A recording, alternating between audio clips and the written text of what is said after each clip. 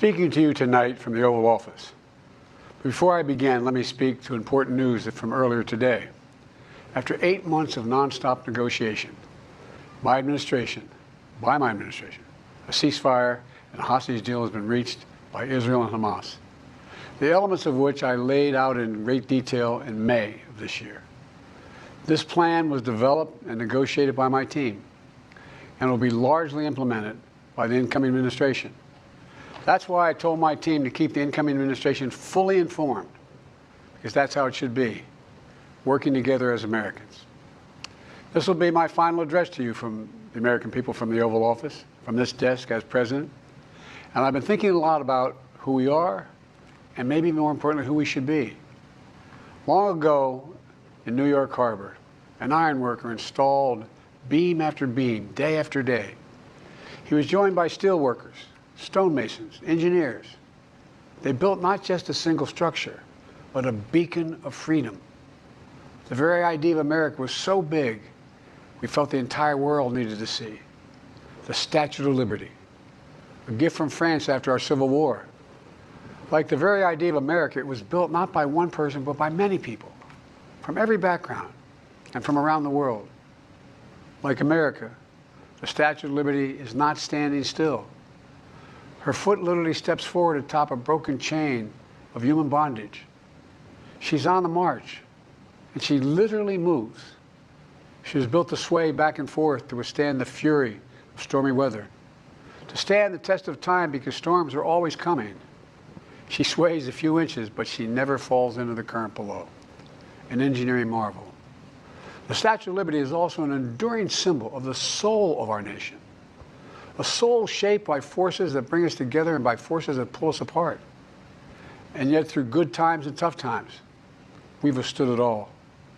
A nation of pioneers and explorers, of dreamers and doers, of ancestors native to this land, of ancestors who came by force, a nation of immigrants who came to build a better life, a nation holding the torch of the most powerful idea ever in the history of the world, that all of us are created equal, that all of us deserve to be treated with dignity, justice, and fairness, that democracy must defend and be defined and be imposed, moved in every way possible. Our rights, our freedoms, our dreams. But we know the idea of America, our institution, our people, our values that uphold it are constantly being tested. Ongoing debates about power and the exercise of power, about whether we lead by the example of our power or the power of our example, whether we show the courage to stand up to the abuse of power or we yield to it. After 50 years at the center of all of this, I know that believing in the idea of America means respecting the institutions that govern a free society, the presidency, the Congress, the courts, a free and independent press, institutions that are rooted, they just might not reflect the timeless words, but they echo the words of the Declaration of Independence. We hold these truths to be self-evident. Rooted in the timeless words of the Constitution, we the people.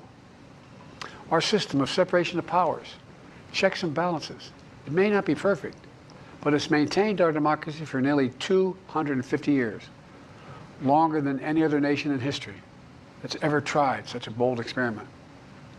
In the past 4 years, our democracy has held strong. And every day I've kept my commitment to be president for all Americans through one of the toughest periods in our nation's history. I've had a great partner in Vice President Kamala Harris. It's been the honor of my life to see the resilience of essential workers getting us through a once-in-a-century pandemic, the heroism of service members and first responders keeping us safe, the determination of advocates standing up for our rights and our freedoms instead of losing their jobs to an economic crisis that we inherited. Millions of Americans now have the dignity of work. Millions of entrepreneurs and companies creating new businesses and industries, hiring American workers, using American products. And together, we've launched a new era of American possibilities. One of the greatest modernizations of infrastructure in our entire history, from new roads, bridges, clean water, affordable high-speed internet for every American. We invented the semiconductor, smaller than the tip of my little finger, and now is bringing those chip factories and those jobs back to America where they belong, back to America where they belong, creating thousands of jobs. Finally, giving Medicare the power to negotiate lower prescription drug prices for millions of seniors. And finally, doing something to protect our children and our families by passing the most significant gun safety law in 30 years and bringing violent crime to a 50-year low, meeting our sacred obligation to over 1 million veterans so far who are exposed to toxic materials, and to their families, providing medical care and education benefits and more for their families. You know, it will take time to feel the full impact of all we've done together. But the seeds are planted, and they'll grow and they'll bloom for decades to come. At home, we've created nearly 17 million new jobs, more than any other single administration, a single term. More people have health care than ever before. And overseas, we've strengthened NATO. Ukraine is still free, and we pulled ahead of our competition with China, and so much more. I'm so proud of how much we've accomplished together for the American people. And I wish the incoming administration success, because I want America to succeed. That's why I've upheld my duty to ensure a peaceful and orderly transition of power, to ensure we lead by the power of our example. I have no doubt that America is in a position to continue to succeed.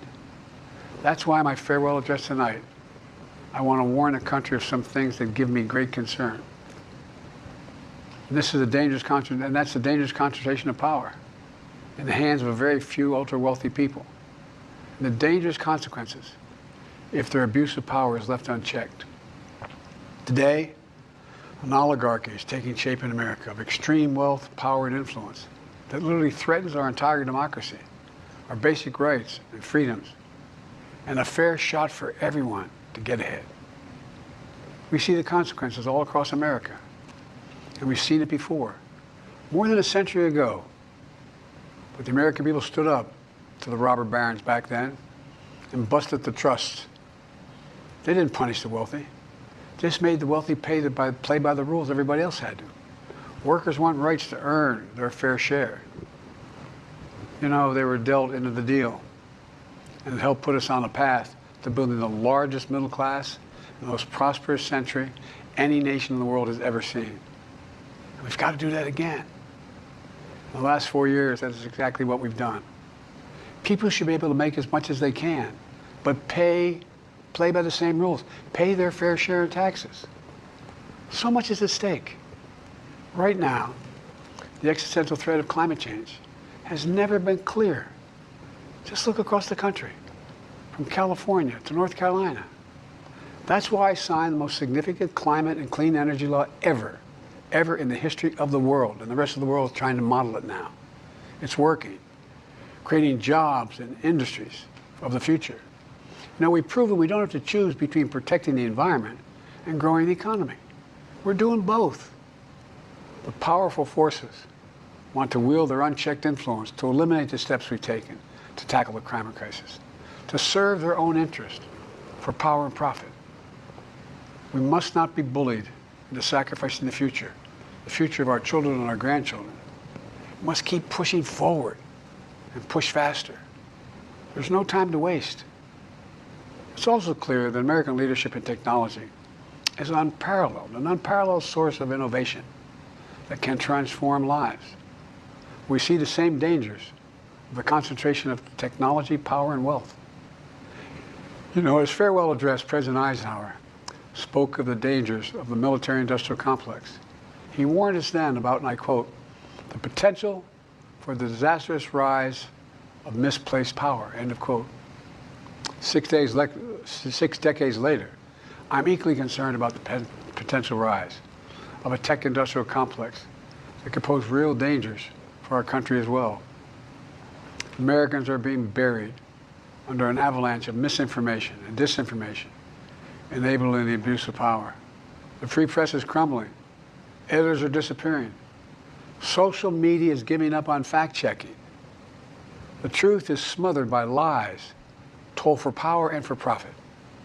We must hold the social platforms accountable to protect our children, our families, and our very democracy from the abuse of power.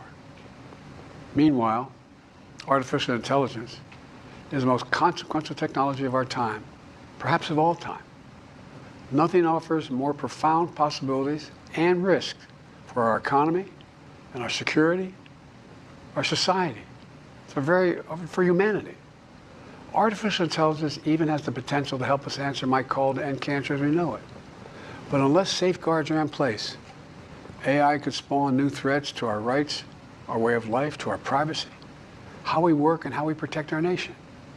We must make sure AI is safe and trustworthy and good for all humankind. In the age of AI, it's more important than ever that the people must govern. And as the land of liberty, America, not China, must lead the world in the development of AI. You know, in the years ahead, it'll help to be, it's going to be up to the presidency, the Congress, the courts, the free press, and the American people to confront these powerful forces. We must reform the tax code, not by giving the biggest tax cuts to billionaires, but by making them begin to pay their fair share. We need to get dark money. That's that hidden funding behind too many campaigns contributions. We need to get it out of our politics. We need to enact an 18-year time and term, for the strongest ethics reforms for our Supreme Court. We need to ban members of Congress from trading stock while they're in the Congress. We need to amend the Constitution to make clear that no president is immune from crimes that he or she commits while in office. The president's power is not limited. It's not absolute, and it shouldn't be. And in a democracy, there's another danger to the concentration of power and wealth. It erodes a sense of unity and common purpose. It causes distrust and division. Participating in our democracy becomes exhausting and even disillusioning. And people don't feel like they have a fair shot. We have to stay engaged in the process. I know it's frustrating. A fair shot is what makes America, America. Everyone's entitled to a fair shot. Not a guarantee, but just a fair shot. An even playing field. Going as far as your hard work and talent can take you. We can never lose that essential truth, remain who we are. I've always believed, and I've told other world leaders, America can be defined by one word: possibilities. Only in America do we believe anything is possible.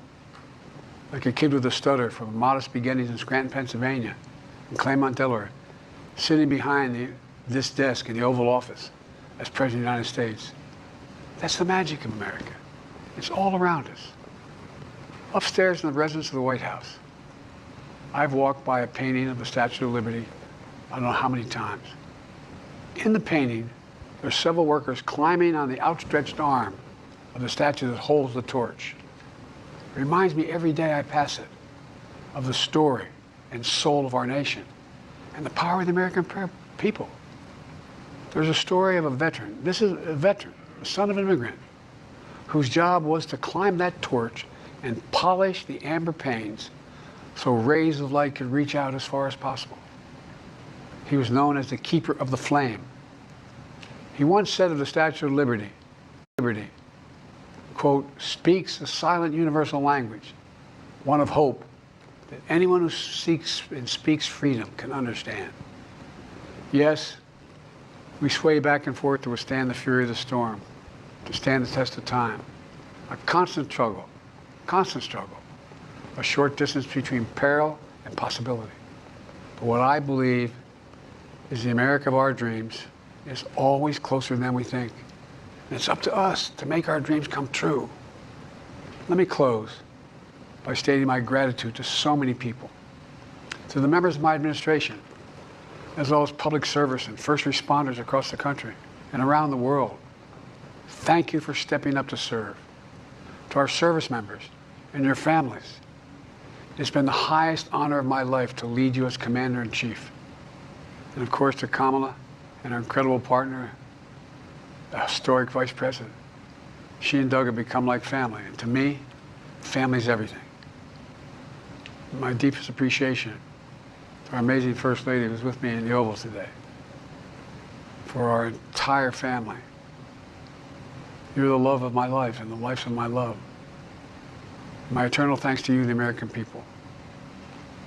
After 50 years of public service, I give you my word. I still believe in the idea for which this nation stands. A nation where the strength of our institutions and the character of our people matter and must endure. Now it's your turn to stand guard.